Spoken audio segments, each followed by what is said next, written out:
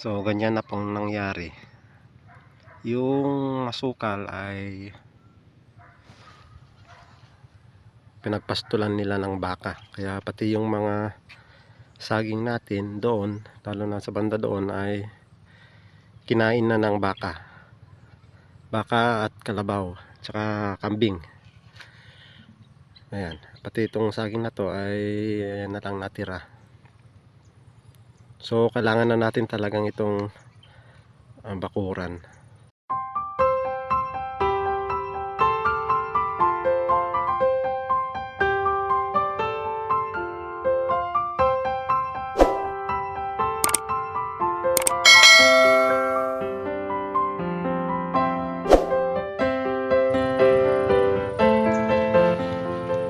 Yan, meron na actually tayong napagawang mga semento,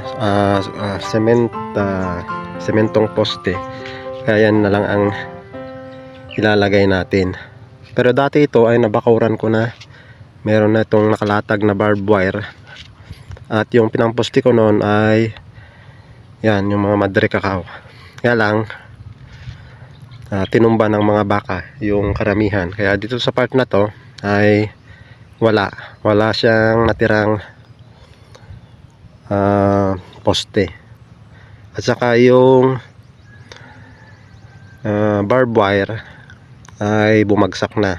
So kailangan na nating hukayin kung meron pa, hindi pa sira. Kasi matagal na ring natumba yung mga poste. Saka matagal nang nabaon din sa ground yung barbed wire. So malamang inubos na ng kalawang, pero tignan natin kung pwede pa nating i-retrieve. So ayan, naglalatag tayo ng parang paunang mga poste para yan yung magiging guide natin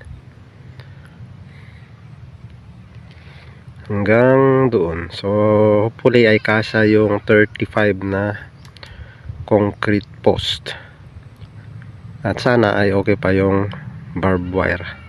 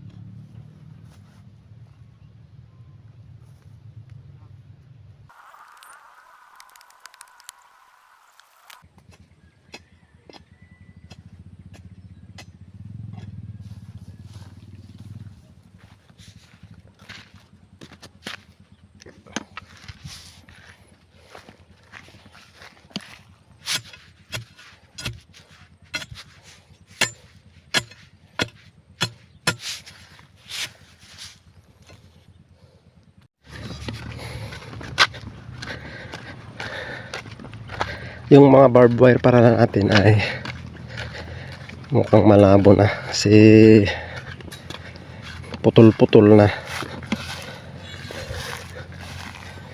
So ito na po yung ating barbed wire, at marami nang naputol, putol-putol na siya. Although pwede pa siguro yung iba dyan, pag dugtong-dugtongin na lang. At meron pa ako ditong naiwan noon nandito pa. Ito. Diyan pa yung dati kong, yung kasama nung nilagay ko noon, yung naiwan dyan. Nahulog na. Kasi nilagay ko noon dyan sa taas Nahulog na kasi may nanguha dito ng kahoy. Pinanggatong siguro.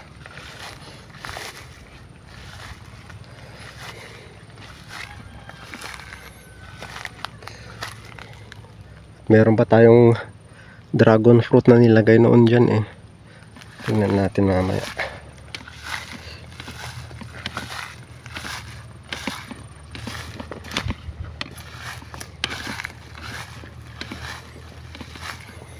So ayan na yung ating saging. Ito nung last na pumunta tayo dito ay malapit na itong mamunga. Doon nata sa kabila yung isa. Malapit na mamunga. Pero ngayon, yun na lang ang natira. So ganyan talaga mangyayari. Expected na mangyayari kapag hindi natin binakuran itong area natin. Maganda dito sa kabila kasi talagang enclose yung sa kanila na bakuran, kaya maganda yung mga saging nila. So ganun din ang gagawin natin dito sa ating area para hindi masayang yung mga tinatanim natin. Actually ito noon ay napalibutan ng fruit trees, pero wala, kahit isa walang natira. Iwan ko lang doon sa banda doon na masukal. Kasi napalibutan ito noon ng fruit trees. Yun, wala na yung isa doon na malaking saging na malapit ng mamunga. Wala, tinumba.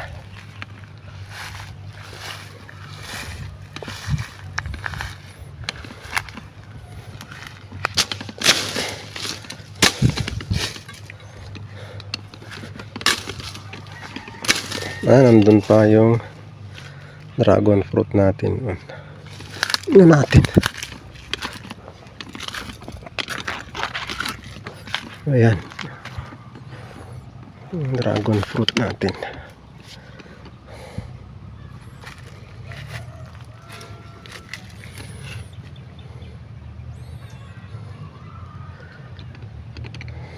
Hopefully, may nag-survive doon sa banda doon. Sa masukal.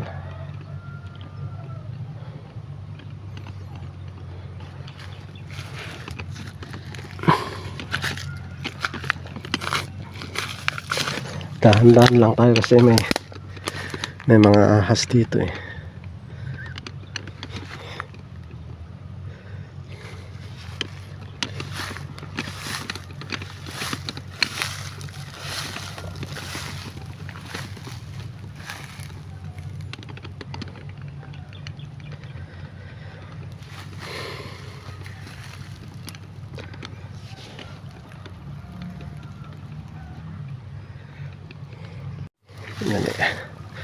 Nabalik muna tayo dun sa kolong-kolong para kunin yung bota natin. Mahirap maglakad dito kasi may mga ahas dito eh. Ilang beses na ako nakita ng ahas dito eh.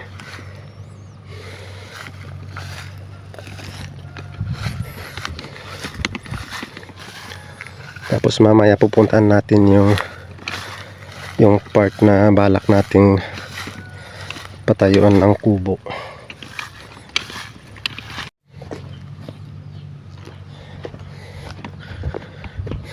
Yan yung mga natanim natin noon na niyog. Yung banda doon wala kasi yun yung salarin. Yung itim na nilalang.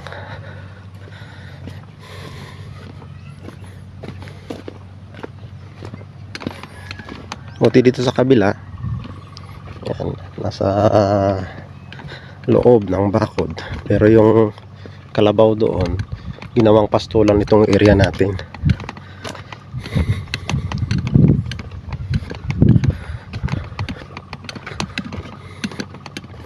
Yan, pati itong mga saging noon eh malapit na rin mamunga, pero ganyan na, yung mga maliliit na lang ang natira.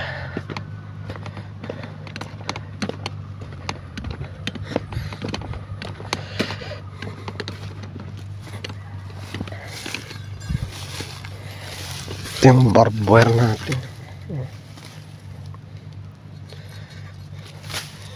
tagal na kasing nabaon sa lupa yan, kaya kinalawang na.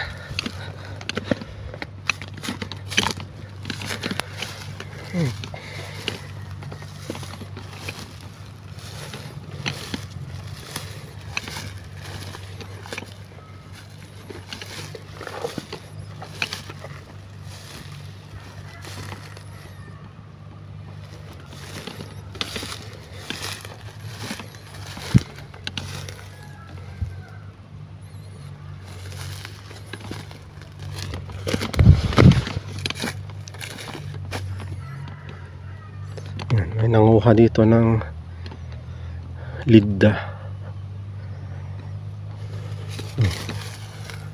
Ginawa siguro pambalag nila. Ang maganda pa naman.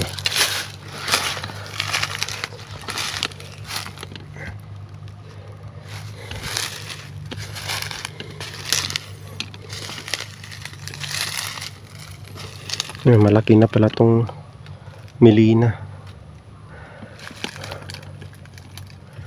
Nung mga huli nating ano dito, nag-grass cutteran natin noon, maliit pa itong Melina. Mas matangkad pa ata ako noon.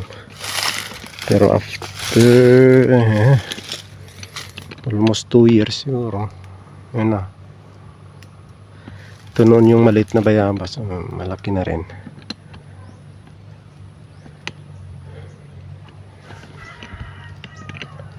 So masukal dito.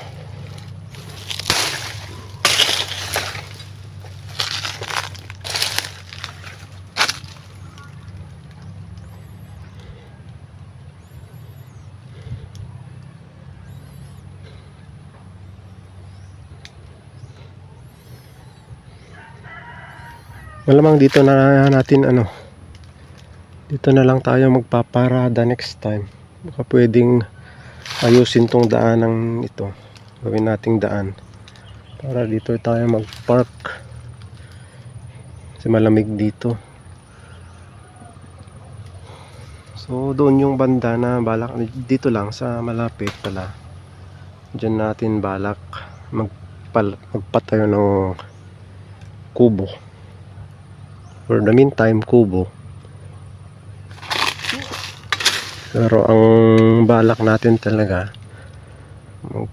tayo na ng tiny house. Yung loft house. Tiny house na loft style. Hopefully hindi lang plano.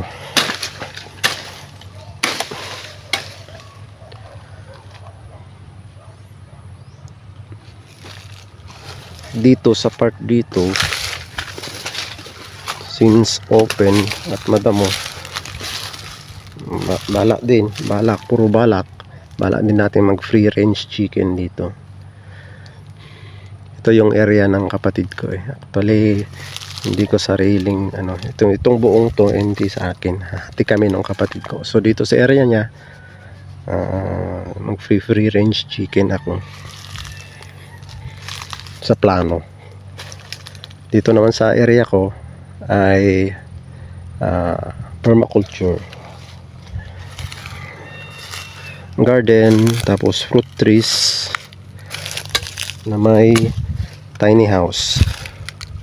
Pero bago natin simulan yon, importante na muna tayo, magpagawa tayo ng kubo at water pump. Kahit kripo na lang, yung manual na binubomba, at least may source tayo ng tubig.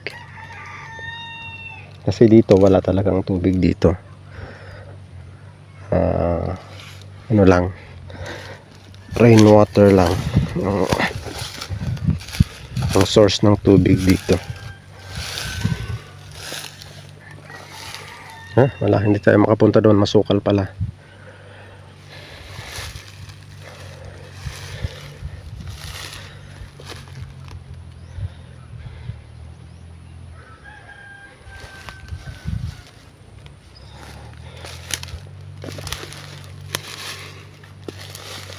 Yung area pala nito ay nasa 2,000, more or less 2,700 square meter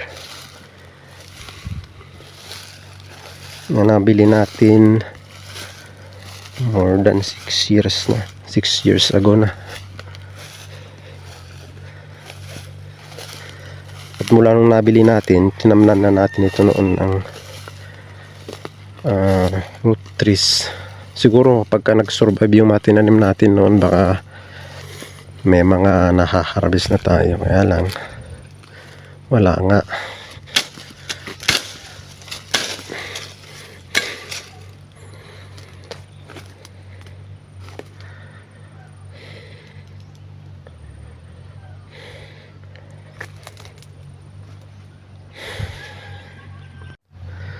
So yan lang po munang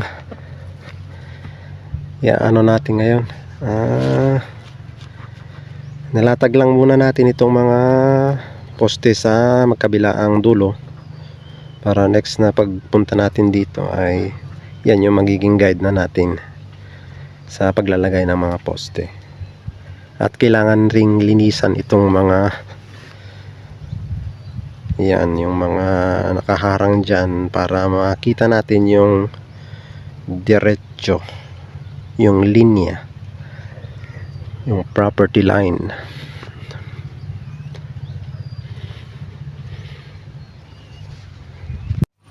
Matagal din nating hindi naasikaso ito kasi mula nung nabili natin yung ating area 2 dun sa Payawan, at saka mayroon tayong mayroong sinanla sa atin na konting bukid at may bangkag, doon na tayo nag-focus, so napabayaan ito. Pero napakaganda ng plano ko dito lang nawala yung atensyon natin dito. So ngayon lang ulit, sana matuloy-tuloy na. Pero ang talagang ano ko dito every weekend ay at least man lang Sunday or Saturday nandito ako para yung isang araw ay nasa bukid ako.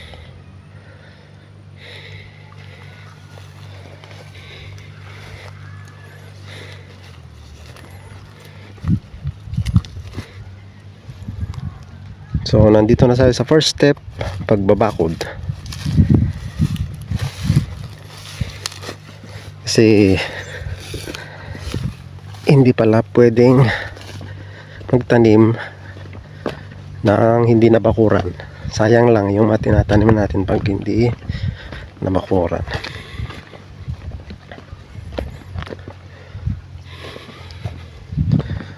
So yan muna ang ating update ngayong araw dito sa ating area 1, ating original na area, yung una-una nating area dito sa may Tanap. Hanggang sa muli, maraming salamat po sa inyong panonood.